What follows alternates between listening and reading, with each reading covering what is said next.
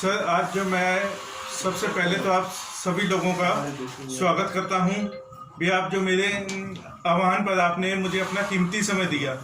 आज मैं ऐसी चीज़ का खुलासा करने जा रहा हूं जिसको सोचकर भी आप हैरान रह जाएंगे। भी पुलिस प्रशासन जो कि बहुत वो माना जाता है भी कानून व्यवस्था को मेंटेन करने के लिए, लेकिन आज उसी ने ही अपना रुद्र रूप दिखा दिया। तो इसलिए मैं आप सबके सामने इस मामले को मैं डिस्कस करना चाहूँगा। ये मामला था क्या? ये मामला फ्यूचर मेकर कंपनी से जुड़ा हुआ था। एक फ्यूचर मेकर कंपनी आई थी, मेरा यहाँ सिरसा में आना जाना था। एक इंद्रजीत सिंह नाम का व्यक्ति जो कि इस कंपनी में कार्य करता था, उसने क्या किया, उसने मुझे इस कंपनी के बारे में बताया और अपने बैंक की स्टेटमेंटें भी दिखाई। तो ये देखो जी, मुझे तो इस कंपनी से इतना बेनिफिट हो रहा है, आप भी इस कंपनी में पैसे लगाओ तो आपको भी इतना बेनिफिट होगा। मैंने उसको कई बार मना किया। मैं कहा मुझे ये बताया जाए भी ये कंपनी कहाँ से पैसा दुगना कर देगी बहुत ही जल्दी समय में। सर, आपको क्या पता, कंपनी के पास तो इतना सिस्टम है, आप तो हमारे भरोसे में पैसा लगाइए, पैसे के रिटर्न की गारंटी हम आपको देते हैं। लेकिन कुछ ही समय बाद इस कंपनी को अचानक ताला लग गया। ताला लगने के कारण क्या हुआ भी, इन लोगों ने आम आदमी के साथ फ्रॉड किया और ऐसा फ्रॉड किया जिसमें लाखों लोगों को लूटा, लाखों लोगों को लुभावने सपने दिखाए। तो इसके बाद जैसे ही ये कंपनी बंद हुई, मैंने इस व्यक्ति से संपर्क साधना शुरू किया। मैं कहा जी, आप तो कहते थे भी कंपनी से बहुत पैसा मिलेगा, बहुत पैसा मिलेगा। तो उसके बाद क्या किया उन्होंने, फोन तक उठाने बंद कर दिए, बिल्कुल मना कर, टाल मटोल कर दे। मैं कहा मुझे तो मेरे पैसे वापस दे दो, बात खत्म। भी मुझे तो कंपनी से कोई पैसा आया नहीं। उसके बाद तो जी उनका तो रंग भाव सब कुछ बदल गया। जहां पहले वो मीठी मीठी बातें करते थे, उसके बाद तो बिल्कुल बदल गया। कितने पैसे लगाए थे आपने? सर, पहले तो मुझे 7,500 रुपए से शुरुआत करने के लिए बोला। सर, उसके बाद आप 7,500 से शुरुआत कीजिए पहले, उसके बाद जैसे आपको लगेगा तो आप कम से कम 2 लाख रुपए तो कम से कम कंपनी में और लगाइए। लेकिन लगाना क्या था, उससे पहले ही इनका सिस्टम बंद हो गया। अगर मान लो मैं वो 2 लाख रुपए भी लगा देता उनके कहने पे, तो एक आम आदमी, मान लो कोई अगर आम आदमी हो, वो तो बेचारा जो अपने जीवन भर की कमाई अगर इसमें लगा देता, उसका तो बेचारे का सारा रहन सहन ही बदल जाता। मान लो उसके हाथ से जो पैसा था उसके पास, वो पैसा ही चला जाता, तो अगला कहां से खाता। टोटल आपसे कितना फ्रॉड हुआ है? टोटल ये 7,500 रुपए का फ्रॉड है पहले तो। उसके बाद क्या हुआ, उस व्यक्ति के खिलाफ मैंने पुलिस में कंप्लेंट दी, एसपी ऑफिस में। तो पहली चीज, सबसे पहले तो हाँ, सिरसा में कंप्लेंट दी एसपी ऑफिस में। सबसे पहले तो मैंने क्या किया, कंप्लेंट को 11/11/2019 को ऑनलाइन दर्ज कराया कंप्लेंट को, ठीक है। और उसके बाद क्या किया, वो जो कंप्लेंट थी 15 दिन हो गए, मेरे पास कोई रिप्लाई नहीं था। जब मैंने वो एसपी ऑफिस में जाके पता किया, जी मैंने ये कंप्लेंट की थी, ये मेरा कंप्लेंट नंबर है, तो मुझे इसका स्टेटस बताया जाए, तो वो कंप्लेंट ही वहां से गायब मिली। दर्ज ही नहीं हुई, कंप्लेंट दर्ज ही नहीं हुई, यानी वो सिस्टम से गायब कर दी। उसके बाद क्या किया, फिर मैंने बाय पोस्ट दोबारा से उस कंप्लेंट को रिटर्न में भेजा। रिटर्न में भेजने के बाद 15-20 दिन उसके ऊपर कोई कार्रवाई नहीं हुई दोबारा। उसके बाद क्या किया, मैं दोबारा सिरसा में आया, तो मैंने एसपी ऑफिस से जाके पता किया इस मामले का। मैं कहा जी मैंने ऐसे ऐसे करके कंप्लेंट दी थी, ये मेरा कंप्लेंट नंबर है, तो मुझे इसका स्टेटस बताया जाए भी उस मामले में क्या सुनवाई की है पुलिस ने। लेकिन उन्होंने फिर मुझे बताया, सर ये आपकी जो कंप्लेंट थी वो हमने खैरपुर पुलिस चौकी को ट्रांसफर कर दी है, तो आप वहां जाके पता कर लीजिए। तो मैं खैरपुर पुलिस चौकी गया और मैंने अपना बयान लिखित में प्रिंट करवा लिया। खैरपुर पुलिस चौकी में पहुंचते ही मैं चौकी इंचार्ज से मिला, तो मैंने उनको बताया, मैं कि भी ऐसे ऐसे करके ये मेरा मामला था, तो ये आपके पास एक कंप्लेंट आई होगी एसपी ऑफिस से। ठीक है जी, एसपी ऑफिस से कंप्लेंट आई। अब कंप्लेंट आने के बाद तो उन्होंने मुझे बताया कि इन जो इस मामले की इंक्वायरी है, इन्वेस्टिगेशन है, वो सत्यवीर सिंह जाखड़ जी कर रहे हैं, जो कि हमारे एएसआई हैं। तो मैं ऐसा करता हूँ, आपको उनका नंबर दे देता हूँ, वो अभी इस समय यहाँ थाने में मौके पर मौजूद नहीं है। तो मैंने उनका नंबर उनसे लिया और उनका फ़ोन कई बार ट्राई किया, तो उनका फ़ोन नहीं मिला मुझे। तो मैंने फिर उनसे दोबारा बात की, मैं कहा सर उनका फ़ोन नहीं मिल पा रहा, तो प्लीज़ अब बताइए मैं क्या करूं, कि मैं इतनी दूर से आया हूं। तो कहते हैं आप ऐसा कीजिए, उसकी जो आपके बयान की कॉपी है वो मुझे दे जाइए, मैं उनको दे दूंगा। तो मैंने वो कॉपी उनको दे दी। जैसे ही मैं रास्ते में था, लगभग 6:30 बजे के आसपास शाम को, उसी दिन ही मेरे पास आईओ सत्यवीर सिंह जी का फ़ोन आ गया। कहता जी आप आज चौकी में आए थे? मैं कहा जी आया था मैं। तो कहता जी आप में से मिले क्यों नहीं? मैं कहा आप तो वहाँ थे नहीं और ना आपका फ़ोन मिला। तो वहाँ आपके चौकी इंचार्ज जी मौजूद थे, तो चौकी इंचार्ज जी को मैंने बता दिया। तो उन्होंने कहा जी आप बयान की कॉपी मुझे दे जाइए। उन्होंने साथ के साथ मेरे को धमकाना शुरू कर दिया, आपको पता है मैं आपके खिलाफ एक्शन ले सकता हूँ, ये कर सकता हूँ, आप में से मिल के क्यों नहीं गए? जी सर। बताओ, अब मैं ही शिकायत करता और मुझे ही उल्टा धमकाया जा रहा है। उसके बाद मैं कुछ दिन के बाद दोबारा वापस आता हूँ। 11/2/2021 को, 11/2/2020 को मैं दोबारा सिरसा आता हूँ। तो सिरसा आते ही सबसे पहले मैं पुलिस चौकी में जाता हूँ। तो वहाँ पर मुझे चौकी इंचार्ज और आईओ दोनों ही मौजूद मिलते हैं। तो मैंने उनसे बात की, मैं कहा जी मैंने ऐसे ऐसे करके मामला एक कंप्लेंट दी थी, तो प्लीज़ मुझे बताया जाए भी मेरी इस कंप्लेंट पे क्या एक्शन हुआ है। तो उन्होंने मुझे पता क्या आप कहा, सर आपका तो ये तो है आपसी लेन देन का मामला, आप तो ऐसा करो इसको जाके कोर्ट में निपटो, इस मामले में पुलिस कुछ नहीं कर सकती, हमने इस मामले को दफ्तर दाखिल कर दिया। तो मैं वहां से चुपचाप करके आ गया। उसके बाद मैंने एक दोबारा से कंप्लेंट तैयार करवाई और मैं माननीय हमारे जो एसपी साहब थे उनसे मिला। एसपी साहब को मैंने सारा मामला बताया। एसपी साहब को मैंने बता दिया, मैं कहा जी मुझे तो आपके आईओ ने बुरी तरह धमकाया था फ़ोन पे। मैं कहा मैं तो उनसे देखो मिला भी नहीं था, एक मैंने अपने रिटर्न में बयान ही दिया था, लेकिन उन्होंने मेरे को धमकाना शुरू कर दिया। उन्होंने क्या किया, मौके पे ही दोनों को तलब कर लिया। कहते जी बुलाओ, दोनों को बुलाओ, चौकी इंचार्ज भी बुलाओ और आईओ को भी बुलाओ। वो दोनों तो भागते हुए मौके पे पहुंच गए और मुझे कहा सर आप थाने में चलिए, प्लीज़ थाने में चलिए, हम दूसरी पार्टी को बुला लेते हैं, आपका कॉम्प्रोमाइज़ करा के आपके पैसे दिलवा देते हैं। मैं कहा जब मैं आपके पास चक्कर काट के आया था 2 बार, तब तो आप लोगों ने मुझे जवाब दे दिया कि हम तो आपके, ये तो मामला ही नहीं बढ़ता। और सबसे बड़ी चीज़,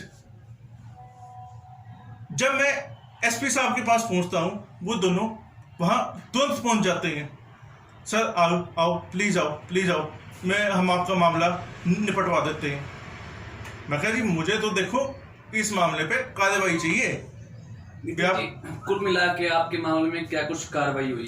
कार्रवाई तो इन्होंने कुछ भी नहीं की थी। वो तो थोड़ा सा हमारे जो माननीय एसपी साहब थे पुराने, नेहरा जी ने झाड़ भी लगाई थी इनको अच्छी तरह, लेकिन फिर भी इन्होंने काम वही किया। जब उसके बाद फिर नहीं कुछ किया इन्होंने, फिर मामले को ठंडे बस्ते में डाल दिया। एक दिन में 13/3 को दोबारा एसपी ऑफिस आया। अब उस मामले को कम से कम 1 महीना हो चुका था, 11/2 की मेरी कंप्लेंट थी। मैं दोबारा एसपी साहब के पास चला गया। तो एसपी साहब से मैंने बात की, मैं कहा जी मैंने इस मामले पे कंप्लेंट दी थी आपको, तो उस कंप्लेंट पे अभी तक कोई एक्शन नहीं हुआ। तो उन्होंने क्या किया, उसी टाइम फ़ोन मिला दिया, आप इनका अभी तक मामला निपटाया क्यों नहीं, भी अगले इतने दूर से आ रहे हैं, तो निपटवाओ इनका मामला। तो उन्होंने मुझे कहा भी आप चौकी में चले जाओ, भी चौकी में आपका मामला, आज मामले का निपटारा कर दिया जाएगा। तो चौकी में क्या चीज होती है, मैं जब चौकी में पहुंचता हूं तो दूसरी पार्टी वहां पहले से ही मौके पे मौजूद थी।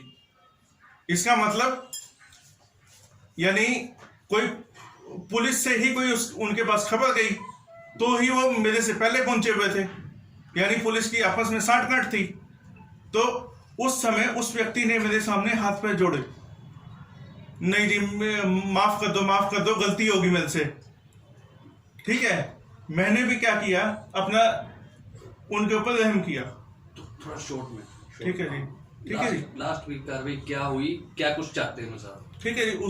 उसके बाद क्या हुआ, उस दिन उस मामले पे कॉम्प्रोमाइज करा दिया उसने, मेरे पैसे मुझे वापस दिलवा दिए।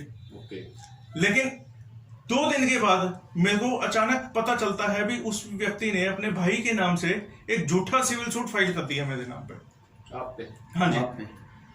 ठीक है जी। उसके बाद मैं दोबारा सिरसा आ गया, तो मैं सीधा पुलिस थाने में चला गया, चौकी वालों के पास। मैं कहा जी आपने ये मामला में समझौता हुआ था, तो आप अब देखो वो व्यक्ति, उस व्यक्ति ने तो झूठा सिविल सूट डाल दिया मेरे नाम पे, वो भी अपने भाई से।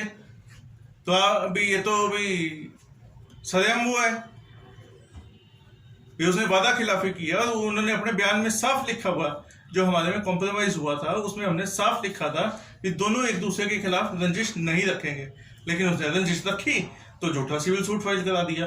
मैं 2 दिन वहां भटकता रहा, मेरी सुनवाई पे मेरे उस पर कोई एक्शन नहीं हुआ। यहाँ उसके बाद मुझे थाने वालों द्वारा कहा जाता है आप ऐसा करो, आपसे जो कार्रवाई बनती है आप अपनी कार्रवाई करवा लो। उसके बाद लॉकडाउन हो गया। लॉकडाउन के बाद मैंने क्या किया, आरटीआई लगाई सिरसा पुलिस से।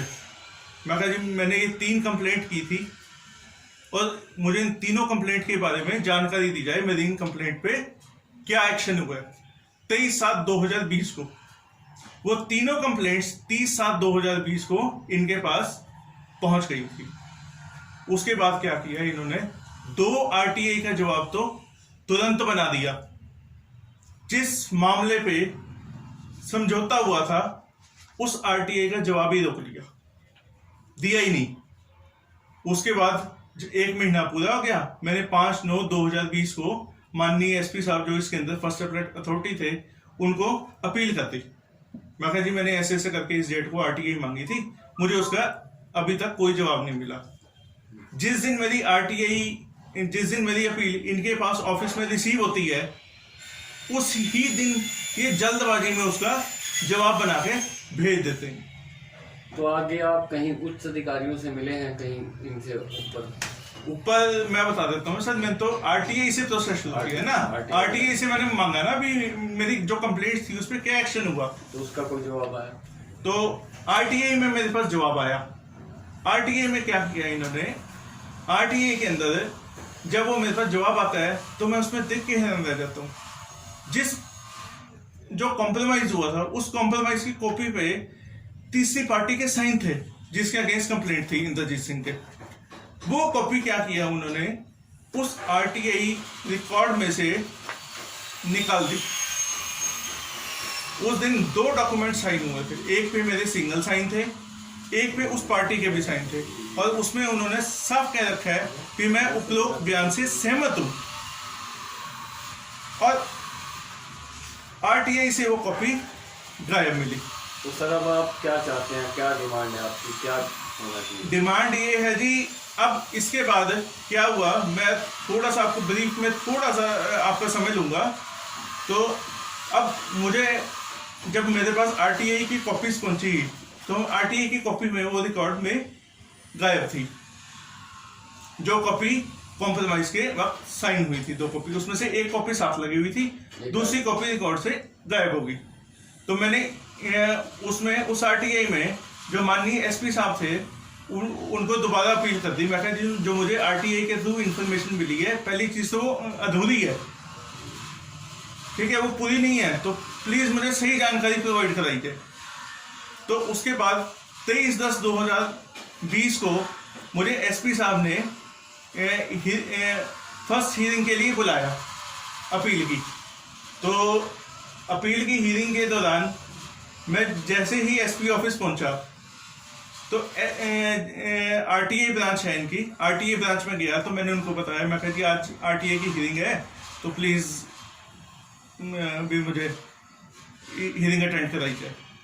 उन्होंने मेरे से जाते ही मेरे को कहा, सर आप एसपी साहब से क्यों नहीं मिलते, आप एसपी साहब से क्यों बात करोगे, इस केस में तो एसपी यही हमारे डीएसपी साहब हैं आर्यन चौधरी जी, तो आप पहले उनसे क्यों नहीं मिलते। मैं कहा मुझे उन्होंने तो नहीं बुलाया, मैं कहा मेरी तो आज बात एसपी साहब से होनी है ना, मैं कहा मेरी हीयरिंग ही उनके पास है। तो जी उसके बाद मैं हीयरिंग के लिए एसपी साहब के पास चला गया। जैसे ही मैं वो पहुंचा तो मैंने उनको मामला बताना शुरू किया। सबसे पहली चीज उन्होंने मेरा मामला बगैर सुने मेरे ऊपर टूट के पड़ गए,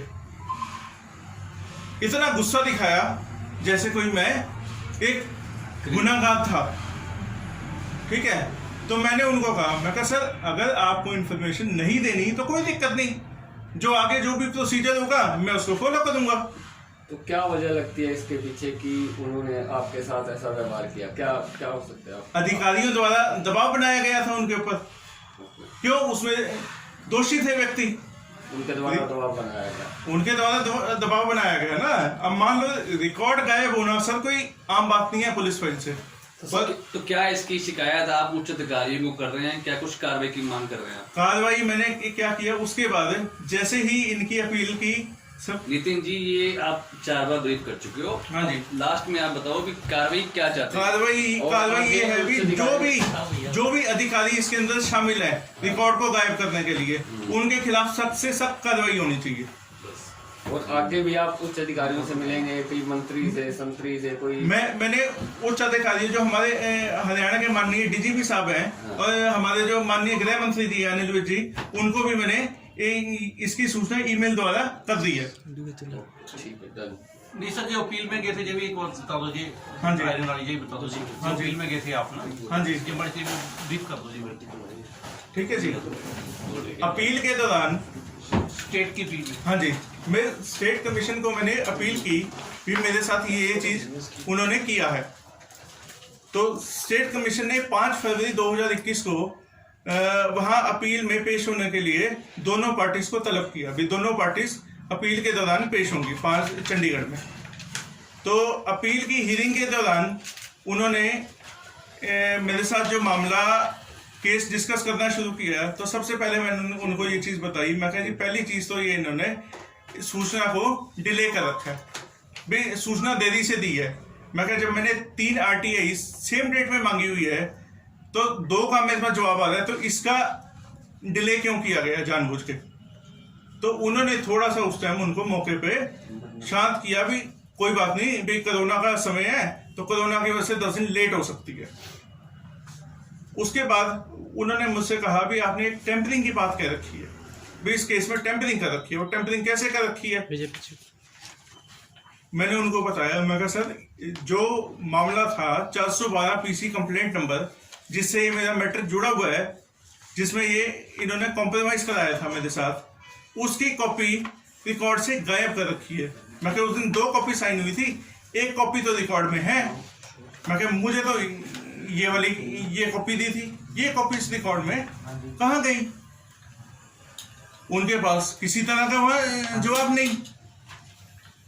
तो उसी समय जो माननीय हमारे चीफ इंफॉर्मेशन कमिश्नर जी थे, उन्होंने मुझे मौखिक आदेश दे दिया, आप ऐसा करिए कि इनकी रिटर्न में कंप्लेंट दे दीजिए भी, ताकि भी मामले की जांच की जा सके।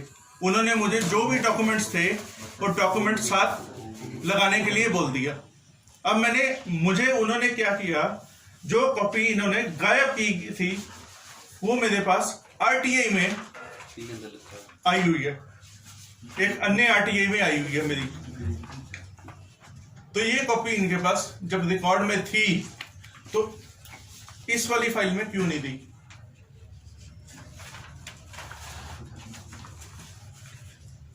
जब कोई कॉपी रिकॉर्ड में थी, यहां आ रही है, तो इसमें से क्यों गायब की गई। इसका मतलब साफ है, जो दोषीगण था उसको बचाने के लिए काम किया। और पुलिस रिकॉर्ड से गायब होना कोई छोटी मोटी बात नहीं है। जिसके बाद कंप्लेंट मैंने उनको लिख के दे दी और डॉक्यूमेंट उनको साथ लगा के दिए। 3 मार्च 2021 को माननीय हमारे जो स्टेट चीफ इंफॉर्मेशन कमिश्नर जी थे, उन्होंने एक अपना आदेश जारी कर दिया। उस आदेश में उन्होंने साफ लिखा भी दोनों पार्टीज ने हियरिंग को अटेंड किया था और हियरिंग में उन्होंने ये पॉइंट को डिस्कस किया, टेम्परिंग वाली बात भी। तो उन्होंने उस पर कहा भी ये जो टेम्परिंग का आरोप है भी वो काफी सीरियस है, ठीक है। और जो कंप्लेनेंट और जो अपीलेंट है उसने राइटिंग में डॉक्यूमेंट्स सबमिट किए हैं वहां स्टेट कमीशन में। तो स्टेट कमीशन ये आदेश देता है भी इस मामले की भी इंक्वायरी की जाए, भी ये जो रिकॉर्ड गायब है ये काफी सीरियस मैटर है, तो इस मामले की इंक्वायरी की जाए। तो उन्होंने माननीय जो हमारे एसपी साहब हैं सिरसा के, उनको आदेश दिए भी आप इस मामले पे इन्वेस्टिगेशन करोगे और अगर ये चीज मेलाफाइड इंटेंशन से की गई है, जो रिकॉर्ड गायब है वो अगर जानबूझ के किया गया है, तो जो भी इसके अंदर दोषी है उसके खिलाफ सर्विस रूल के अकॉर्डिंग सख्त कार्रवाई की जाए। और आज की डेट में मैंने 9 मार्च 2021 को माननीय जो हमारे एसपी साहब है, एसपी साहब को मेल की थी कि मुझे इस मामले पे बताया जाए भी आपको भी ये ऑर्डर मिला है, स्टेट कमीशन से ये ऑर्डर आया है, तो मुझे इस मामले पे बताया जाए भी इस जांच की वर्तमान स्थिति क्या है, भी कौन जांच अधिकारी इस मामले की जांच कर रहा है। आज की तारीख तक मेरे पास उस मेल का कोई भी जवाब नहीं आया।